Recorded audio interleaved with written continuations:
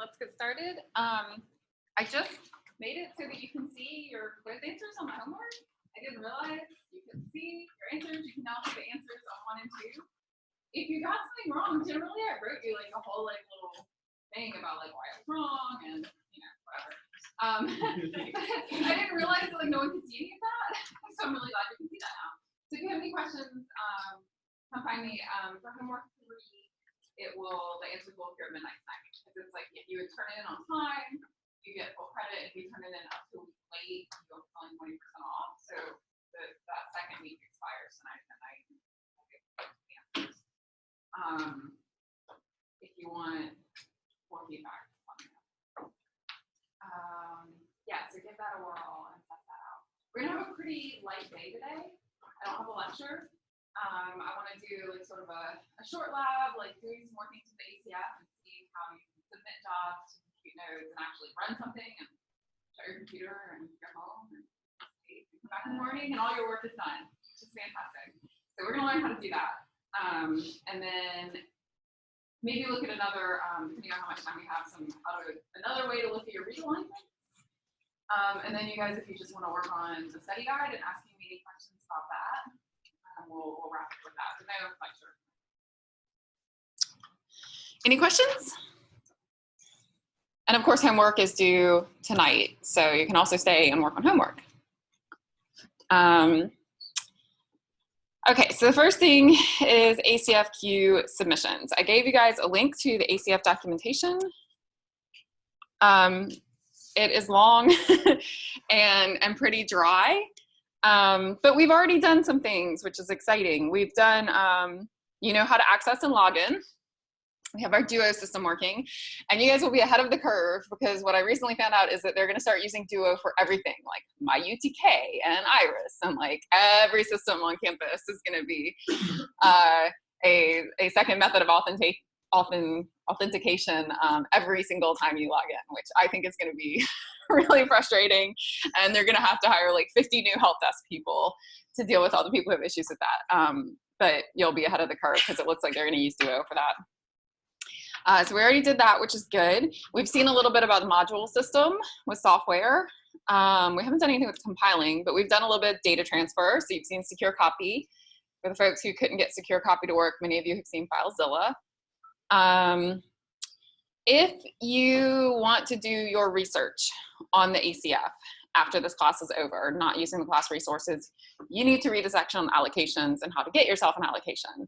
So you can request some space for free. I think they'll give you a little bit without charging you. Once your project gets too big, they're going to want to charge you. But to get this allocation, you have to write like a little 1-page, this is my science, you should support me. And if you want to run, right now what we're running is essentially opportunistic, which means people who pay money go first. People who don't pay money go last. We are going last. We are called opportunistic, which makes me feel like some kind of like parasitic organism. But but so also if you can't get your job to run and you need more resources, they will let you, very kindly, they will let you send them money, and then they will bump your priority up. We're not going to do much with file systems, but today we're going to focus on running jobs, which when you click on running jobs, there's actually 8 sections to just this one chapter of the documentation. And you're going to want to visit. I'm going to do a very, very high level job of going through this today and not really get much into the details because some of you will never need it. Some of you will. If you're going to be doing a lot of this, you're going to want to really dig in and read all of this. And there's a lot on here on MPI, which stands for Message Passing Interface. If you're going to be doing anything with software that uses MPI, go attend one of their help desks. They have like these little 2-day help sessions, training sessions.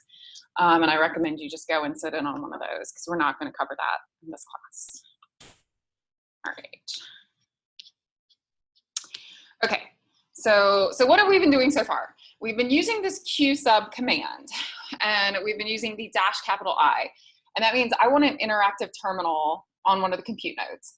So you log into the login node, and then you say, I don't want to run my jobs on the login node, because if all 30 plus of us did that, as well as the other 100 people at the university currently logged in, that compute node would catch on fire and shut down. So we say, no, I want to get a little piece of computing power on a compute node, not on the login node. And it kind of pops you over there and you just have a terminal so you can see that node directly. Well, there's another way to use QSub, and that's to actually write a script and just submit the script. It doesn't require your presence or a shell. It just sends the script off to go do your bidding without you having to be standing there and watching it, which is really nice. So this is the breakdown. So the first thing you're going to want to do is create a file that describes all the resources that your calculation needs. So you might say, I need one computer, it's going to take 5 hours, I'm going to need, charge it to this project. So you'll specify all that sort of thing. And then below that, you're going to tell it what to do. What do you actually want the computer to do for you? So you're going to write this little script. This is very much like a shell script, like we learned earlier, like a few weeks ago before we started the DNA-seq lesson. When you write the for loop to go through and do all the fast QC, that's the type of script that I'm talking about. So once you have your script and you're happy with it, you submit it. You use QSub and tell the computer grid, go, do all the things I told you. Not that it matters, but the resource manager is called Torque and the scheduler is called Moab. So if you see those names in the documentation, that they're referring to that software that does all of the job scheduling. And then at that point, you can log out, you can walk away, and everything else just happens on the computing system. So the resource manager, the software will look around for the requested resources on the compute cluster. Do I have a computer that's free that I can run this job on? If it's not free, if there's no current resources, your job just sits in a little line. So there's a whole line of many, many, many jobs at any given time sitting in a line. So you sit in line. At some point, enough resources will become free. The software manager will take your job, it will put it on a computer, and the computer will run your job. It will attempt to run your job, and it'll go through the shell script. So it should do exactly what you put in the shell script. It will generate some log files. So you'll get an error file and an output file kind of telling you what happened. Did it run? Did it not run? And then when all of that is done, the whole job gets deleted from the scheduler. The resources get freed up and you can go look at the results. So that's kind of the whole like cycle of how this submission works. So structure of the submission script. I talked about this a little bit. The header always contains information about scheduling. And below that is where you put your actual shell script. So we're gonna do teaching by example. So let's log in. Just get rid of this.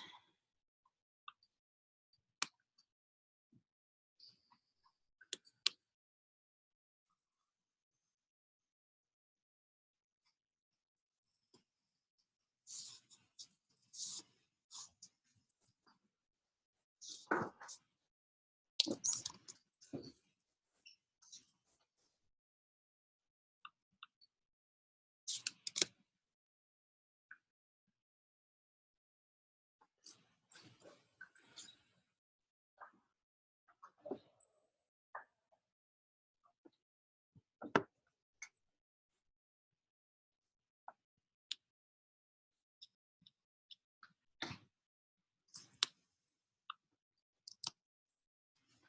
Okay, I'm going to, no need to QSub. This is the type of stuff that you can always do in the login node because you're not gonna be using a lot of resources. You're just gonna be creating little text files. So it uses almost no computational power. Everything that actually runs is going to run on a compute node. Okay, so let's go to the project directory.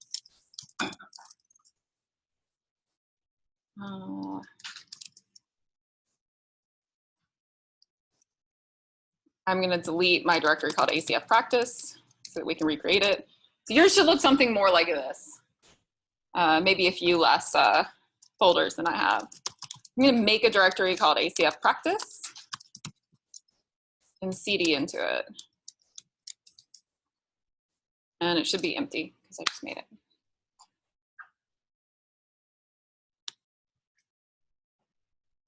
And now I'm going to create a file called example1.qsh. I don't think this is standard practice. I think this is just something I do. But shell scripts are always .sh, and I like to put .qsh if I know I want to submit it to the queue.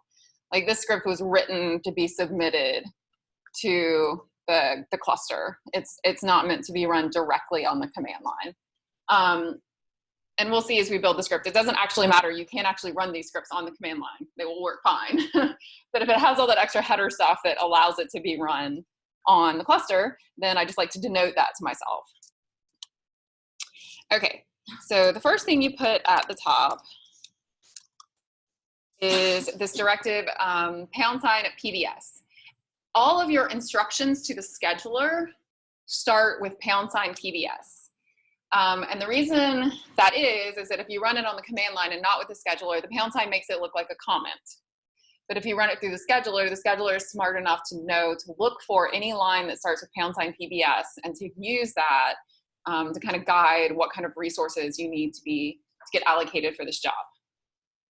There are 3 things that are always required to put.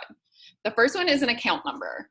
So all of you got an account number with this class, and it's called ACF UTK0085.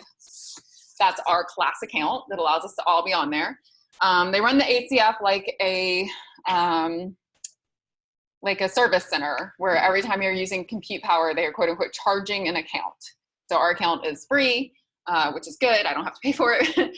But if you put money into the ACF, they'll give you an account. Basically, it's like charging up a credit card or charging up a debit card, where you now have an allocation that you can spend down. What if I was running like my own project? I'm using my account. So there is a UTK opportunistic account. It is for anyone at the University of Tennessee Knoxville system who wants to run as an opportunistic user. I think it is ACF UTK 0021 or 22, I can't remember. But if you log in to your Exceed, here, okay, let me just show you. It'll be easier if I show you. So let's go log in. You remember the first day when we created our ACF account? You go to this nix.utk.edu site, and there's a user portal. And you have to click on user portal again. You have to log in.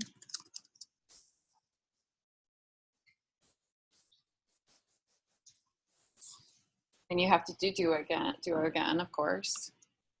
So apparently all our websites are gonna look like this soon, where you have to do this duo push.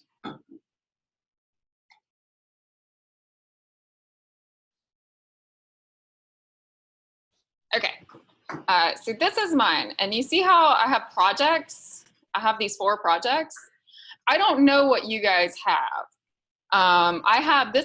Everyone should have this one, which is the EPP622 graduate course project. That just allows us to get computational resources. And I think it gives us a little bit of priority because it's for the teaching mission. But I'm not sure if we're restricted to the debug queue. I'm not 100% sure how this project works. We'll talk more about that as we write the scripts. I have a project that I've requested and paid for storage. And then this UTK opportunistic project, I think all of you should have that. Is anyone logged in? Can you confirm that you have this? No. So you get asked to be added to it, right? Because you're all part of UTK.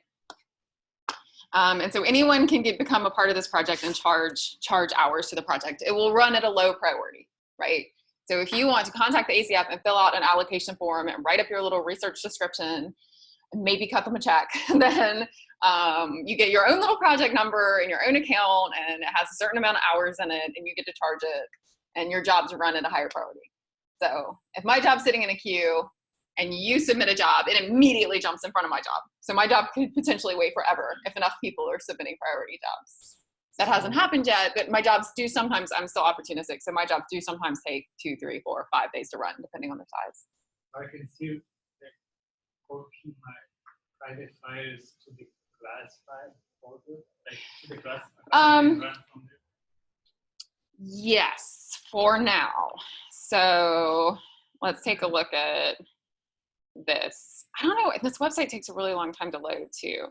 What happened with the RNA-seq workshop I taught last year is that it had an end date of exactly 1 year after the class ended, and they wiped out all of the storage. And I didn't even know they were going to do that. So I had like teaching materials that I probably would have copied to my personal, to either my laptop or some other storage place if I'd known. So I would be careful about putting things in the project folder after the semester's over. I will not guarantee that they will be there. We have an end date of 2021 because I was upset. I was like, where did my teaching materials go at the beginning of the semester? So I think they gave us like an extra long, so theoretically, they won't get deleted until 2021, but I won't make that guarantee. I think at the end of the class, if you want to have a stable file system, you should go apply for an allocation and get a project folder of your own.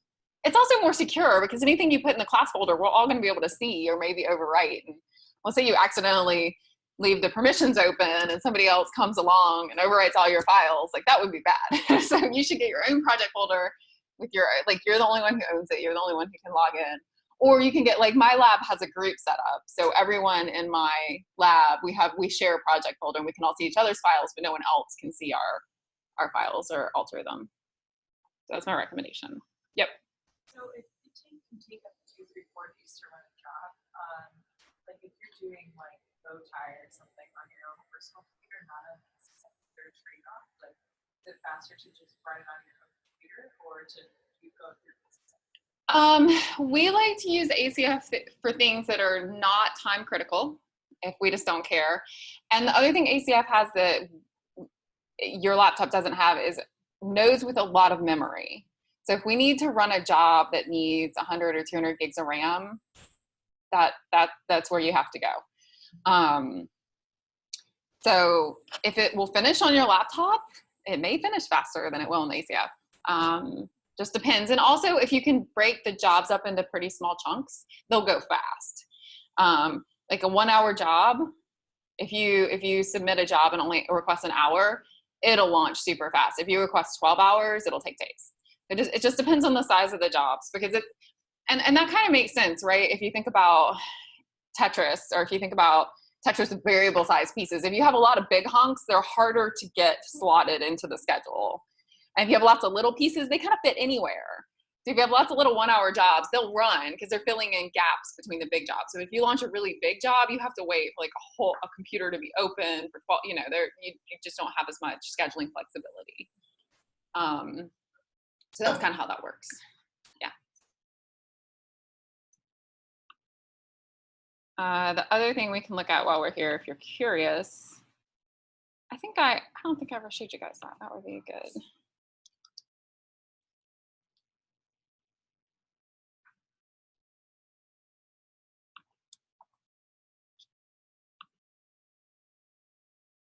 So this is the ACF. This is what it compromises. There's all these different subclusters. One's called Beacon. That's the old cluster that got kind of rolled into the ACF.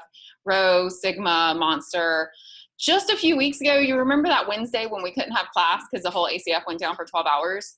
What they did is they split the ACF up into condos, and the condo model is where basically they've subsetted the different clusters for use by different groups. So this is the UTK institutional condo. So these are the resources that we can use as an institution. So each Beacon computer there are 36 of them. Each one has 16 cores and 256 gigs of RAM. For Rho, there's 40 computers, 16 cores on each computer with 32 gigs of RAM.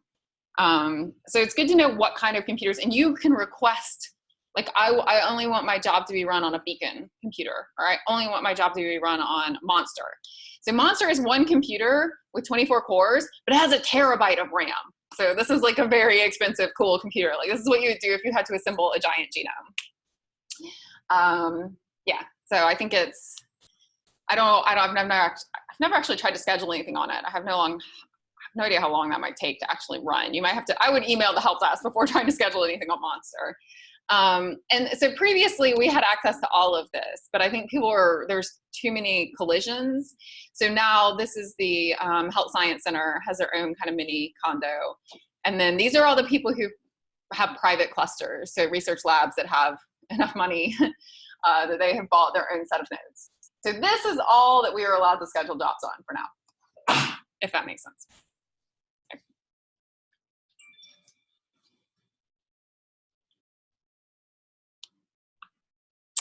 Okay, so back to here. So you have to charge an account. So right now, this is our class account. If you do not have another account, you can ask to be added to the institutional. You can actually go back to the user portal and there's like a button and you can request to be added to the institutional account.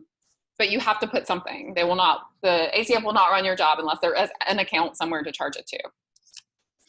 The next thing we can specify, so again, I'm gonna type #PBS. So we're continuing on with more directives specifically to the ACF scheduler. I'm gonna put -L, nodes equals 1, wall time equals 0, equals 0, 0, 1. So this part should look really familiar. This is all the stuff we normally put on that QSub command line. But instead of putting it on the command line and getting it in an interactive session, we're putting it in a script so that we can submit the script and have it just run. This says I want 1 node. You can have jobs that need 8, 10, 12 nodes. Again, they take longer to schedule. You have to have that many computers free all at the same time. So, but 1 node is the default. And the way it works, I don't know how many of you used Newton before it was shut down, but on Newton, multiple users could be on the same node at the same time. ACF is a much more secure cluster. So when you request a node, you get that whole computer all to yourself. It will not, so you cannot request like, I only need 3 CPUs and 15 gigs of RAM and like share that computer with another person because they want absolute security when your program is running is the only thing running on that node. The one caveat to that is that if you launch lots of programs that are each single core programs, they can run simultaneously. And I think it does that automatically. Like this is one of those things I was really hoping the ACF would come talk to us about because I'm still not sure exactly how it works. But in general, you can only request nodes in groups of like a whole node. You can't get half a node or a third of a node. So this is, oh, and I think in the debug queue, maybe you can share a node.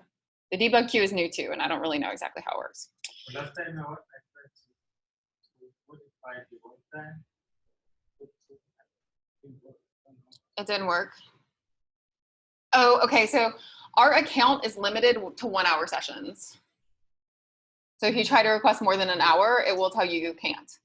The UTK institutional account is limited up to 24 hours. So you can request up to 24 hours on the institutional account.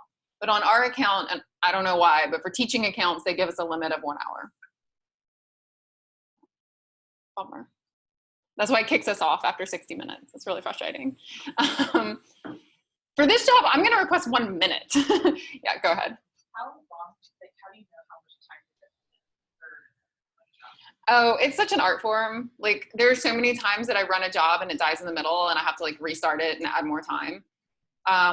If you use the same piece of software over and over and over, you develop kind of a feeling for how long it's going to take.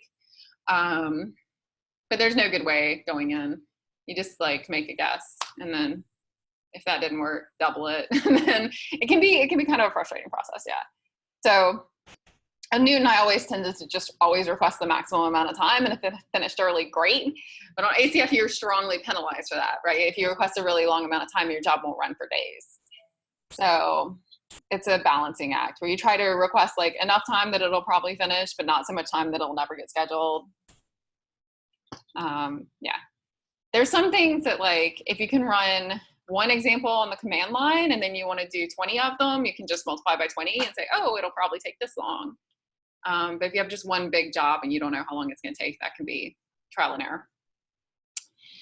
Okay, and the next thing we're going to put is we're going to request the debug queue. So there's only 2 queues. And the debug queue is new. The main queue, which used to be the only queue, is called batch. And you would never actually, you do not ever have to put PBS-Q batch.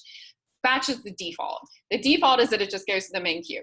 They've created, there's 4 computers that they have set aside as like this debug queue.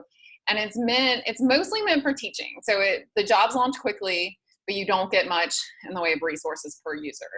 So that's what we've been using for this class, because it gives us an opportunity to hop onto the computer really quickly, but you aren't getting a lot of resources. You can also use it if you want to just, they call it the debug queue because it's like, oh, I need to install some software, or I want to test my command line and make sure it works, but I'm going to kill it immediately and then launch the real job to the batch queue. It's meant for like small, tiny, you're not going to be doing a lot with it. You just want to like mess with your code and kind of do some debugging. That's why it's called that. So we're going to use it because I think it's going to make our jobs launch a lot faster. If you're doing real like computation, this is going to take hours, you exclude that line. The next thing you put always is the CD PBSO workdir. And that's one of those things that you just want to like potentially memorize or just copy and paste. This is just saying, please execute my script from the directory that I am submitting it from. So if I'm in Lester, Haven, courses, EPP, MState1, E. coli, analysis, 6, assembly, and I know that I want to run the assembly there, like I've got my symbolic links and I've got my files, that command line has to be run from that directory.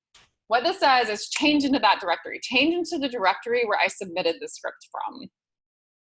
It's just, it should do that automatically, but the documentation recommends that you always include this line, so that's how I'm teaching that you should include it. Okay, and at this point you can just start typing anything that would work on the command line. So if you had a for loop, if you want to do a head and pipe to a tail and pipe to something else, all of that you can put here. So the structure of script, all of the PBS directives have to be at the top. Everything you want to tell the scheduler has to be clumped at the very top. And then below that, you get to put what you want the computer to do. So all this goes in one file. In this case, uname-a just gives you some information about the computer. Just says print everything you know about this computer. And then sleep 30 is just telling the computer to sleep for 30 seconds. And we're gonna do that just so it's gonna like run long enough for us to see what's going on. It's not a command you would normally use for anything else. Telling the computer to sleep for 30 seconds is not usually very helpful. Okay, so I am going to write that out, example1.qsh, and exit. Okay, so the way to submit this is qsub example1.qsh. And it gives me a little job ID, which is very helpful. And then to see what the status is, you type qstat. So I've got a job that's been running for quite some time.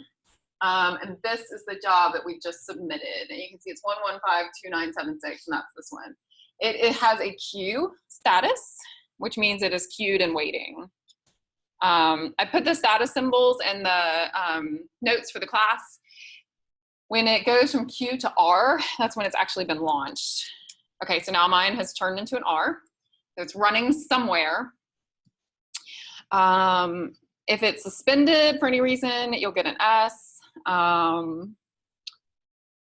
The most common ones to see are queued, running, and recently completed. So at some point, okay, mine's still running. It should run for 30 seconds. And you can just keep hitting qstat to keep up with it.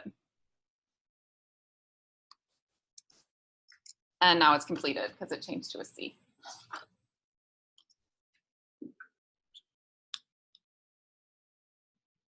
Anyone get anything weird or wacky? Yeah, what'd you get? Not authorized. Yeah, I got not authorized. I can SEITK 0011 and K5. Even though it says like that thing's here too. So when you log into that user portal, does it show you 0085? And do you have the capital A in front with spaces on either side? All right, interesting.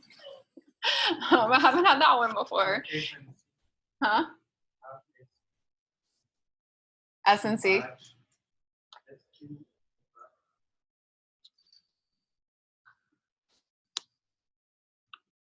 So under the status, This is S&C.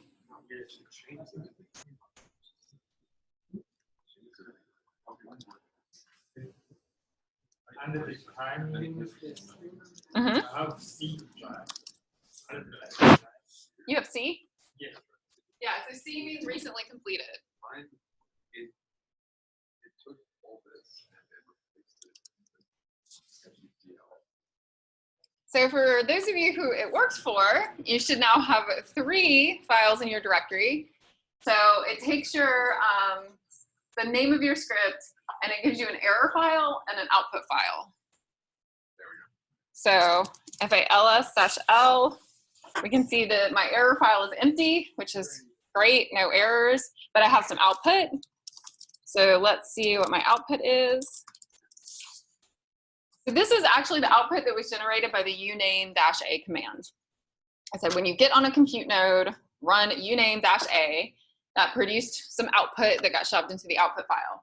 So this is just telling me that my command when I submitted it was run on ACF BC009. Everybody's was probably run on different nodes. So it sat in the queue for a minute, and then the scheduler said, oh, look, ACF BC009 is sitting there idle. It has available compute resources. Let me put that job on it. And it ran, it produced some output. The output and the error files were created, and then the whole thing returned. And now, I think it lingers in your QStat for 5 full minutes, and then at some point it'll actually be gone from your QStat. Does that make sense? Sort of, okay. So it disappears, so like if you queued something up overnight and it finished overnight, you wouldn't know how long it took. That is correct. So we will learn how to know these things in the next example. Okay, so everybody do copy.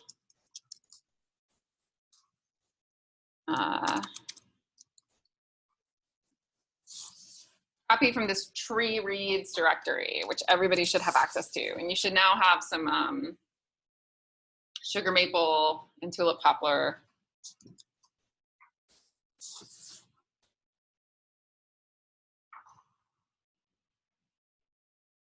files. Okay, so let's learn some new tricks.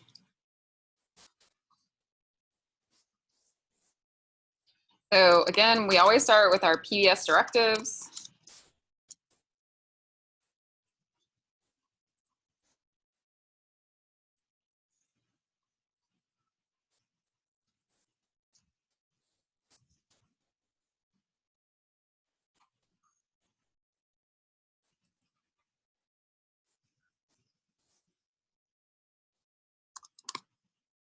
I'm gonna give it 10 minutes, which is way more than I'll probably need.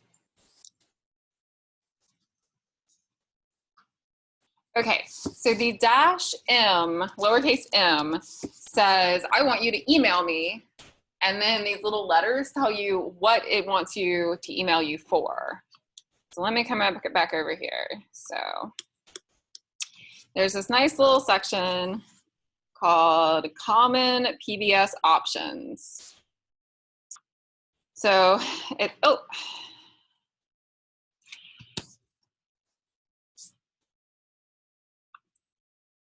you always have to have the -a, the -l nodes equals, and the wall time. You can combine these by putting a comma between them, which is what we've seen, but you can also put them on their own line. Here are all the other options you have. You can rename the standard output to be something that you like better. You can rename that error file to something you like better. You can combine the output and the error into one file. This is what I was just typing. You can send an email to yourself when the job starts, when the job ends, or if the job aborts. So if something goes wrong, the computer kicks it off and it doesn't finish. To put dash, lowercase m, and A or B or E, or all three, if you want it to email you for all 3 things. But then you also need to specify your email address. So you do the PBS -M and put your own email address. You can change the job name. You can change the shell. Our default shell is fine. I'm not going to change that, but if you get into like having your own shell, that's cool. We are using the debug queue And this is the other thing you can do. You can put the name of the computer, the type of computer you want. So you can say feature equals beacon, and it will run on a beacon computer, or feature equals Sigma, and it will run on a Sigma computer. So these are the most common PBS options that you might want to use. And they're all on the website for you to refer to. Okay, so I think this is A and E are, I want to, maybe, what was that, abort and end? Let's put all three. We'll put abort, begin, and end. Oops. Okay.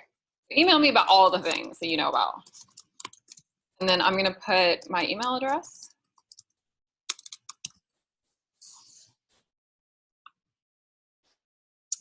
And we'll leave it there.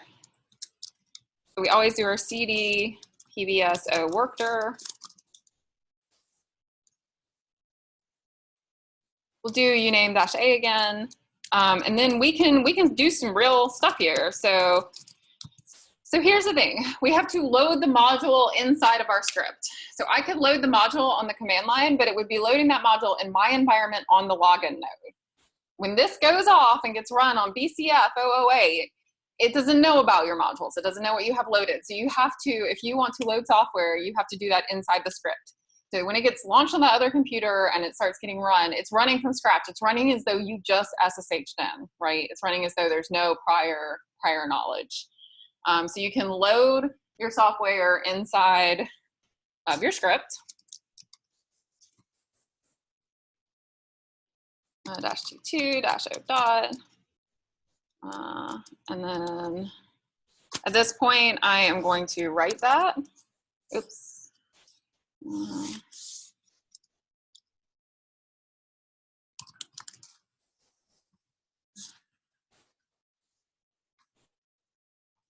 Control O, yes. And I'm going to copy this one just because I can't remember what the name is.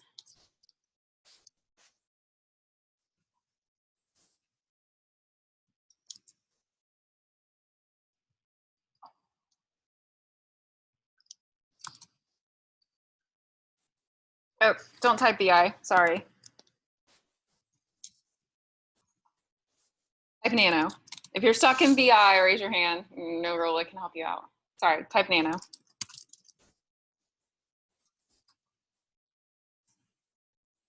I forget, and type BI.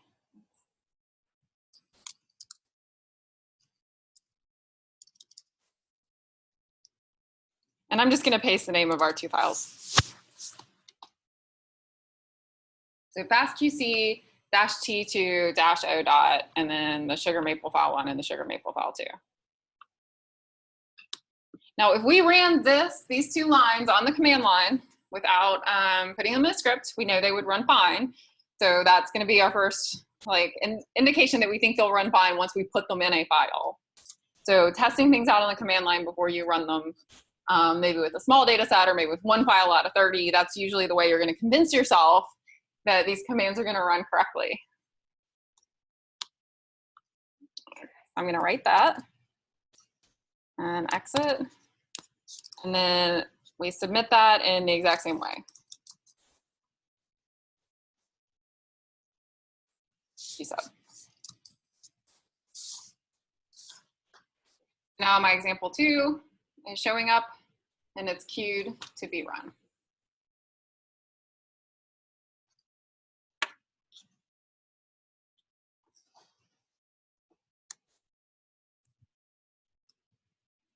Oh, and it already finished, which means that something is wrong. Let's look. Okay, so my example 2 error and output I have both errors and outputs. So let's look at those.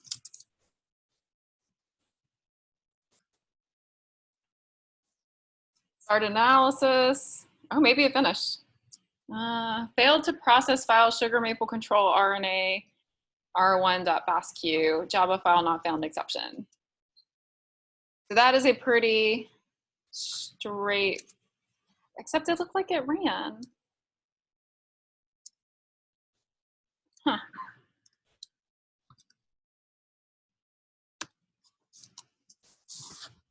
Well, in any case, even though I got errors, it generated my 2 HTML files. So I must have some error in that script. I'm the same thing. It looks like mine ran offline.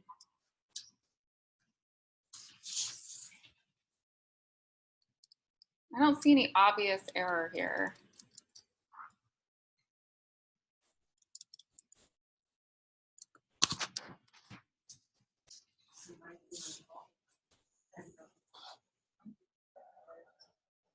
Is it still queued?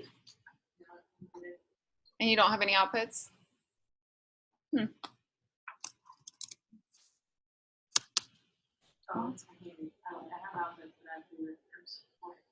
Okay. Your ruler can come look and help you. All right, so the next thing you can do is put this into a for loop. So we actually have these other 2 tulip poplar files that we might also want to run. And you can imagine maybe having 100 of these that you would want to run.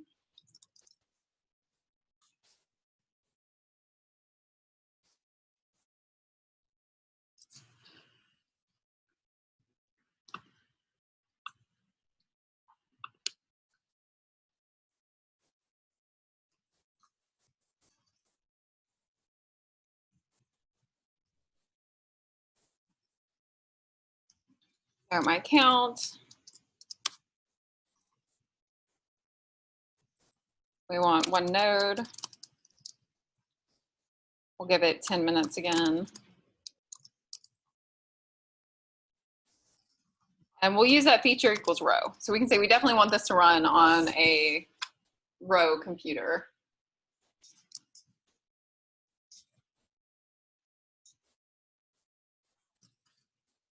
I'm going to give it a name. I'm going to name it FastQC. So when we have QStat, you'll see that it's named FastQC. I like to name my jobs because if I have 10 different things running, I know which one's running, which one's queued, and like maybe they're all running different pieces of software. So if you give your job a name, that helps you to keep up with what's going on when you have lots of jobs. In this case, we are not going to use the debug queue, so these may take a lot longer to get launched. Because I think you can't use the feature equals. And I think the debug queue is only Sigma computers. So if we said feature equals row plus the debug queue, that would be mutually exclusive because there is no row computer in the debug queue. So that was the reasoning behind that.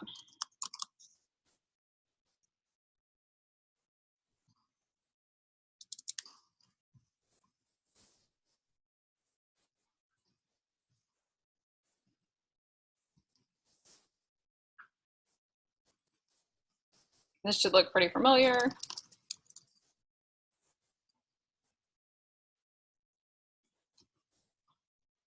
Don't put the ampersand at the end. That was a typo. Well, it might work. Actually, it'll probably work fine with the ampersand at the end. It might even complete a little faster. And this is a critical part of running a for loop is this wait. If you put the ampersand at the end. So we haven't really learned this, and like we've kind of butted up against the end of our scripting abilities just because we haven't gone very far with scripting in this class. But if you run a command on the command line and you put an ampersand at the very end, it runs it in the background. So it returns your command prompt back to you so you can keep doing stuff while your job's off running in the background. So right now when we run things, you just have to sit there and look at all that terminal output, just kind of scroll past and you can't get your terminal back and you're kind of stuck. If you run it in the background, you will either lose all of that output unless you put it into a file, but it also means you can continue to do other things. However, if you run it in the background and then it gets done, the compute node thinks that you're done and it returns without actually letting all your jobs finish. So this wait just says, wait for all the jobs to finish before you return. So these are all things that, you know, I hope some of you will really get excited about bioinformatics and scripting and learn a lot. And these are the types of things like the next level of lessons that you would get to. Okay, so I'm gonna write that. Permission denied, that's not good. Is someone in if everyone does PWD, does someone see mstate1 in their path? I think someone's in my directory.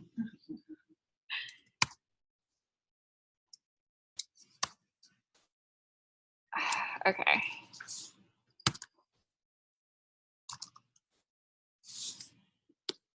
Why song 35?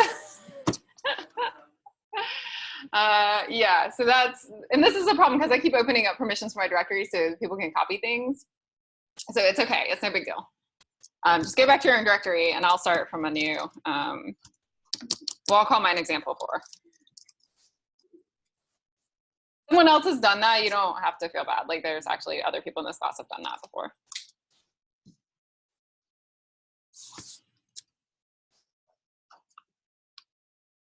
I kept being like, why are my files disappearing? Where are all these files coming from?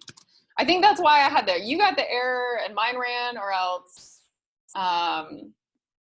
yeah, so in the last one, that's why I had both correct output and an error, maybe, I think, I don't know, because we were overwriting each other. Okay, so let me just paste all that in.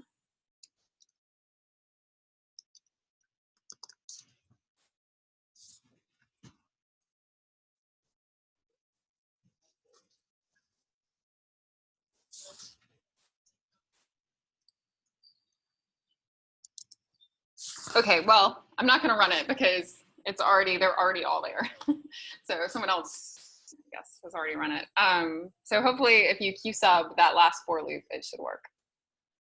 Right, but this gives you a lot of power now because you don't have to sit around and wait on your computer, on your terminal while things are running. You can just write these big jobs, say, go, do all of my stuff for me and let me know when it's done. And let's see if I can open my mail.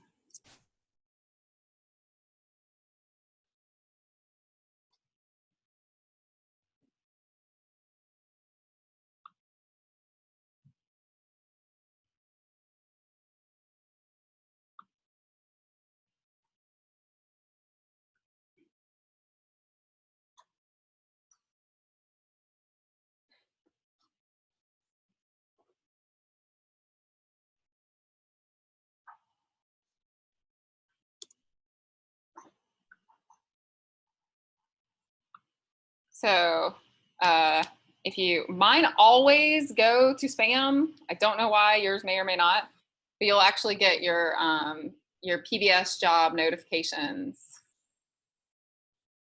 I could probably report not spam and it would go away, but it gives me my job ID, the job name, begin execution, execution terminated. So I think that means it ended. I don't think that necessarily means it was terminated, like it was bad. It just means it ended. So you guys should, if you put your email address on that example 2, you should get these emails. So that's how, if you just launch stuff and you have no idea when it's when it's done or how long it took, or like the emails are really helpful for that. You can also use the time command. So in front of any command that you want to run, if you put the word time, it'll generate output that tells you how much time elapsed since it began to when it completes. And that's really nice for just knowing, especially when you're trying to judge, like later on, did I request too much time? Should I, how much time do I really need for these things? The time command's really nifty.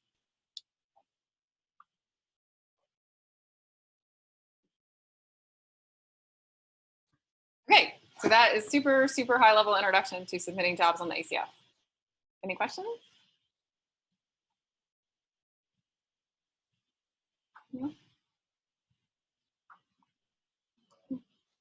Can you set this up where you have a link to your files on your desktop and then the ACF will run programs so that it's got installed using the files on your desktop and their directory? I mean, you have to transfer the files up to the ACF. I don't know how you would build an automated link. There might be a way. So I've seen people who write a lot of code have their files linked so that automatically when they save on their desktop, it pushes the files, it pushes the code changes up to a remote computer. I've never tried to do that on the ACF. You could do some research. I've always just transferred the files, and especially if they're big files, the transfer takes a while. So I don't know.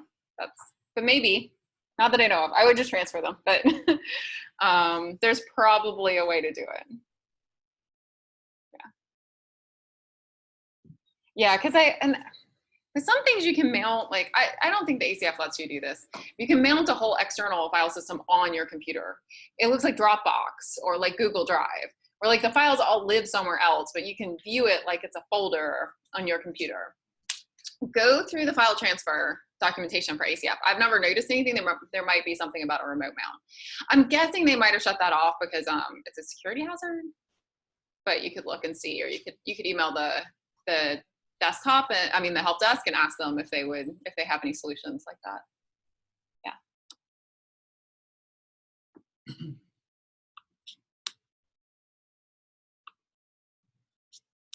Okay, the other thing I thought would be worth visiting today, it's more just for fun for your own projects, is the genomics viewer. So we saw the super lightweight T-View from SAMtools, but it's not very feature rich. It's pretty minimalistic. So if you actually want to have like your own browser where you can see your reference genome and see where your reads mapped and see your variants and see like your RNA-seq, you know, maybe you have 6 different samples and you want to look at all of them at once.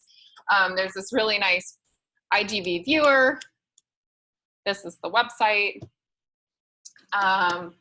It takes a second to register and download. And I actually haven't tested this in a while, so I'm gonna have to register and download it as well. But I think it's worth exploring. So I'm gonna give everybody about 5 minutes to try to get it installed on their computer. And then we'll come back and transfer some files and see if we can get them to actually display.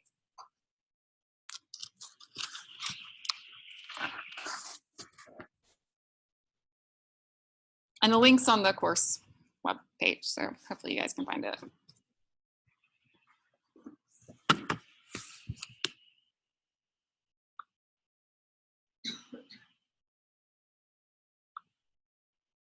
Recording.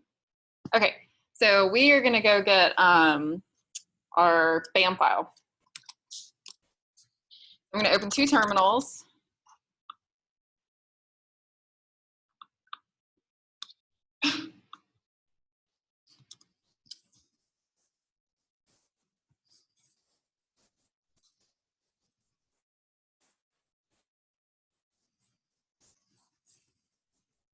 I already have this E. coli fix directory, so I'm just going to keep using that because I already have it on my desktop, but you're going to want to put it somewhere you can find it. If secure copy did not work for you, feel free to use FTP. There's lots of instructions on the ACF website about how to transfer files back and forth. Okay, so I don't want raw data. I'm going to go into analysis, EWA and GATK. And so here is the BAM file that I want to look at. I want to see what these alignments look like. I'm going to do from working directory, and now secure copy from Staten 1 at data mover 1 dot, what was it, acf.tennessee.edu. Anybody want to confirm that that's actually what it is?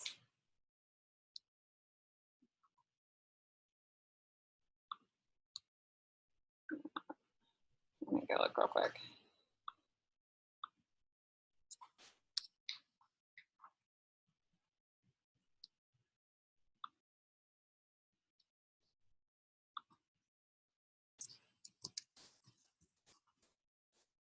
Oh, yep. datamover.nix.utk.edu, colon. And I'm going to copy this whole path. And then copy this file that I want.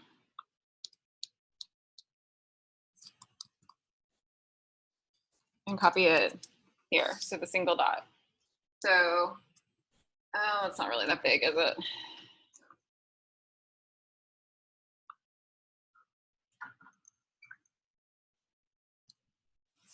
That better?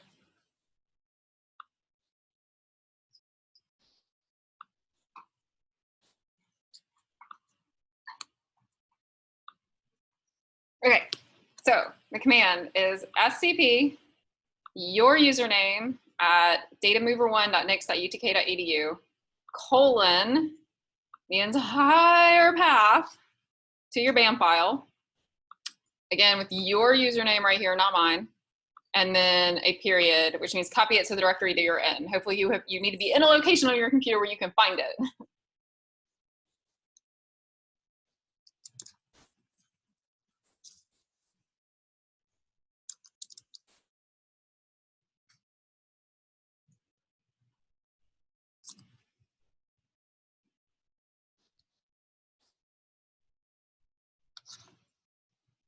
Oh, this is a really big file. This might have been a really poor decision on my part.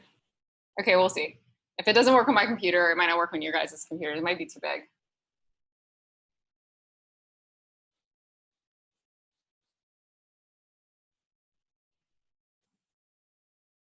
So while that downloads, I'll scroll back up so you guys can see this command if you're still working it out.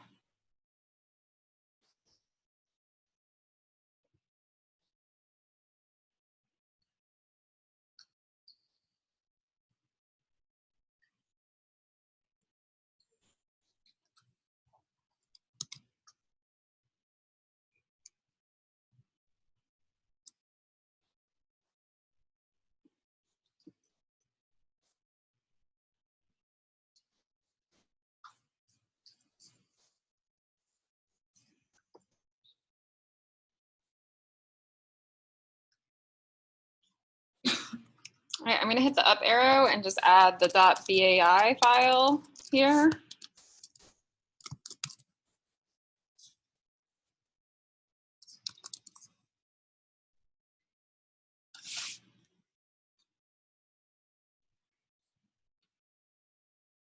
And that one's super small, but I'll come back up here. And so here, the only thing I changed is I added the .bai. So you need that index file that comes with the BAM file, so it will load. And let me copy that onto the course website.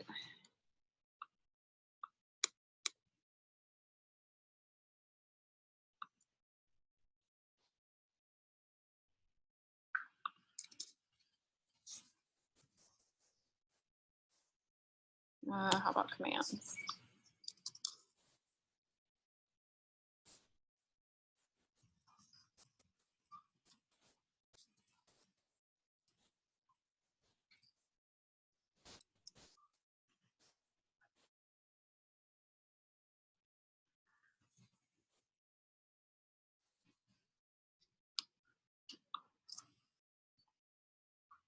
So now if you reload the page, you should see your 2 secure copy commands.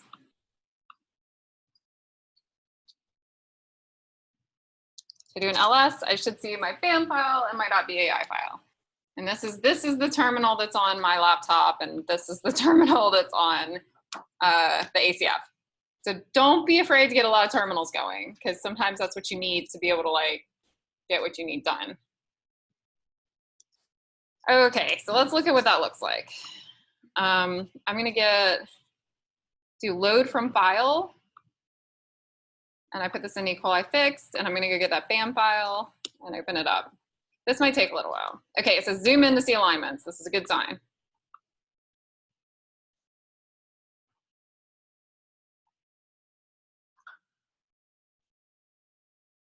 Okay, so those are all my reads. It worked. The file's just a little bit big, so it's making my computer a little stressed out. But that's because that's a lot of reads that got mapped. And so it's going through that entire BAM file and making little tiny colored dots for all of those reads. And you use this bar up here to scroll in and out. And so I'll just keep scrolling in. So these are like individual reads. And the little colors are where there's, if you mouse over, it tells you the read name and all the information about it. And the colors mean that there's a base that does not match the reference. So it's just like T-view, but it's got colors and it's prettier and it's nicer. And it gives you kind of a histogram of coverage at the top, which is nice too. So let's go look up, okay, I don't want this anymore. I'm gonna close that. I'm going to quickly go back and look at my VCF file, which I think is M4.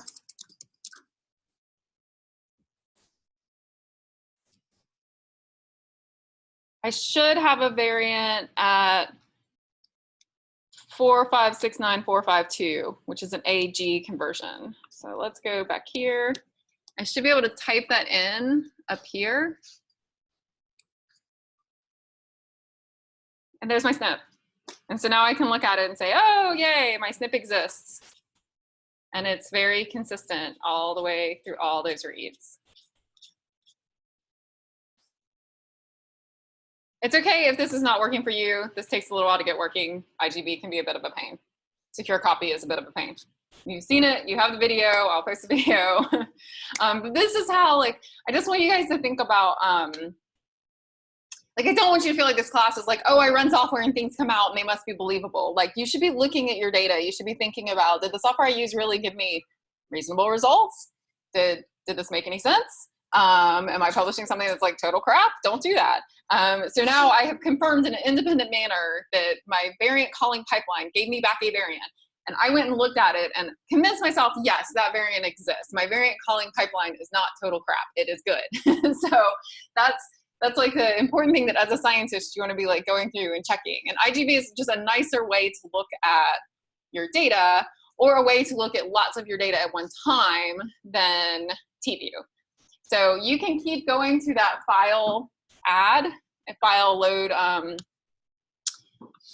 load from file, and you can have like sample 1, and then sample 2, and sample 3, and sample 4, and so you can load up all your alignment files all in the same viewer and compare them, which is really nice.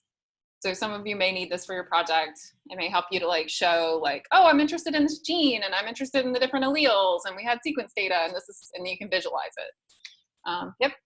So like when you do shotgun sequencing, you fast queued it, aligned it, BAM, produce a file, then you can import it into this. Yes. This will take a BAM. This will also take a VCF.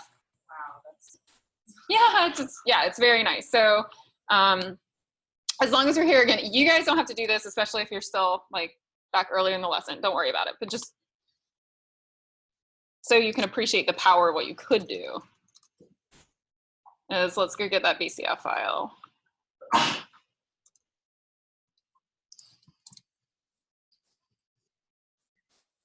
And hopefully my secure copy is still there. Yes, it is.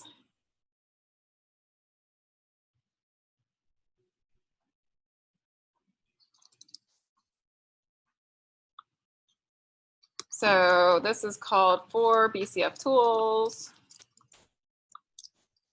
And the file I want is the VCF. I'm going to copy it here.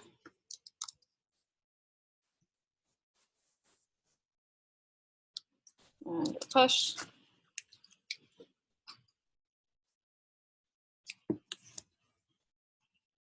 Okay, so now I have the file and I can say load from file, VCF. I may have to index it. No variants found. Okay, well, my VCF may not be indexed correctly. We can look through the documentation and figure out, but you can, I have in the past seen that you can get your VCF file to load up and it'll actually show all your variants. You might need a BCF, like a BAM, that's what it is. We converted it to binary call format and indexed it and loaded it, it would show it. It doesn't seem to like the VCF. But it's nice. We've used it before in my lab to load up like RNA-seq data and methylation data and really like make a nice figure, kind of like showing that the methylation on top of the promoter, if there's methylation in the promoter, those samples have lower number of RNA-seq reads. Which is a nice visualization that you can use. Okay, so other than that, that was all the material for today, which took longer than I thought, as it always does. And I don't know, Nirala, when you teach RNA-seq, are you going to use IGV? So you'll see this again.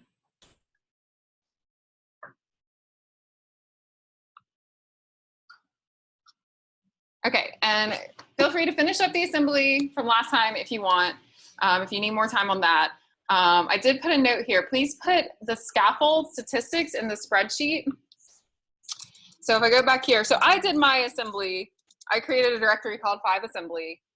Many of you were like, what the heck is all this stuff, all these output files, which is a fair point. I think that Abyss used to have better documentation on the output files, and I couldn't find it yesterday. So I will just tell you, you can go find what each file technically is, like what is a .path file, what is a .dot file. But these are just different layers of the assembly. So it's like building the graph and finding paths through the graph. It spits out all this stuff. But all you care about is this file at the very, nope, not that one. This file at the very end. So that's your actual FASTA file of scaffolds.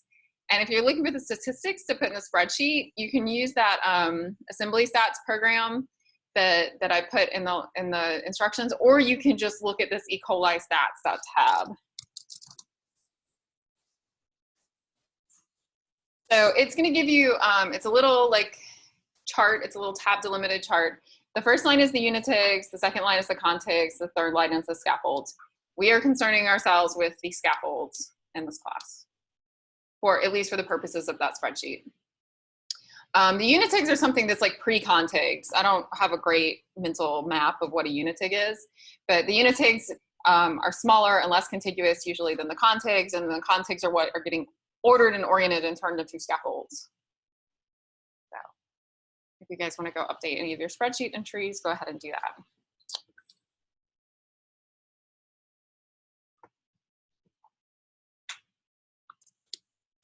Okay, anything you want me to do or repeat or show you before I shut down my terminal?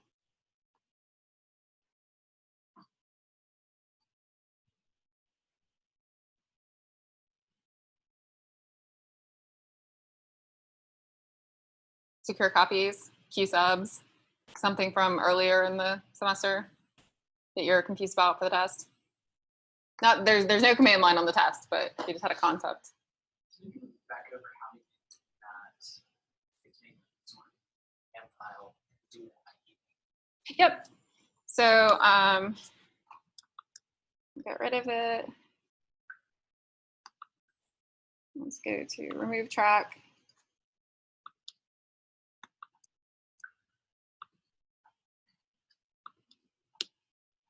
And I will remove my failed BCF attempt.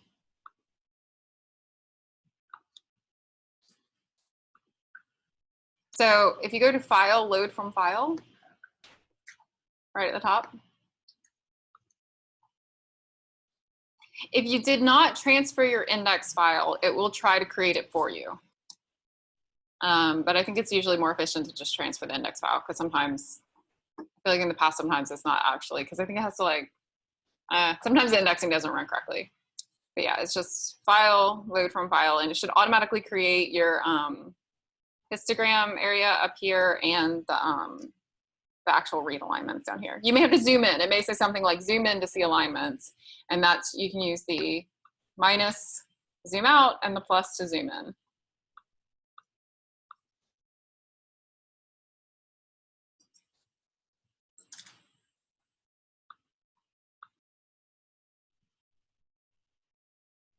And when you have RNA-seq data, you would expect it to only align where there's an annotated gene, right? But in our case, we have DNA, so it just aligns everywhere. Yeah, and you can kind of see the scatter shot variance. And then our one true variant, which shows up as a nice little orange line right there. I'm just saying it can't load because the genome name in the BAM file is not the same as the genome name, but I guess the only difference it looks like is that mine is missing the 0.3. Oh, okay, so you can load a genome from scratch. If you transfer that .fna file and then go to load genome from file, you can, and then you have to go find the file. So you have to transfer it to your computer, but you can do it, if it's not an available genome, you can force it to load your genome.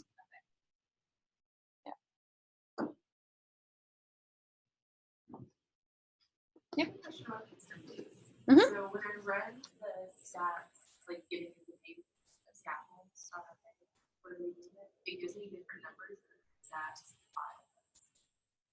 Oh, does the assembly stats program? Yeah. I had noticed that earlier, and that's why, like, if you're in the general vicinity, are they really close? Are they like,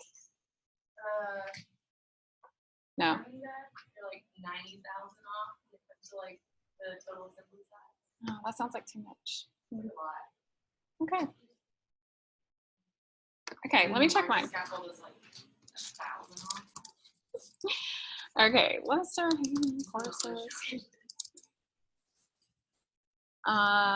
Then no, build assembly stats and E. coli scaffolds.fa. Okay, so let's compare mine and see how off they are.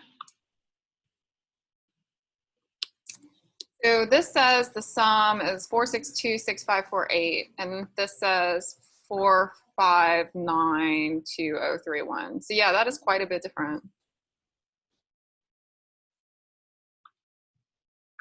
I'll say six. I wonder if the Simply Stats program has a bug in it or something, because it is similar in that it sees 309 things. The N50 is pretty close. I think that's what I had noticed before, was that the N50 was a few bases off, but it was like not really severe. I bet one is counting ends and the other one isn't. That's gonna be my guess as to what's going on. Okay. So it's just Either one. Stats. If it's within the realm of possibility for what I get, I'm gonna count it. Yeah. Yeah. All right, I guess we will leave it there unless there are any other questions. Feel free to stay, work on homework, raise your hand, all that good stuff. Thanks, guys.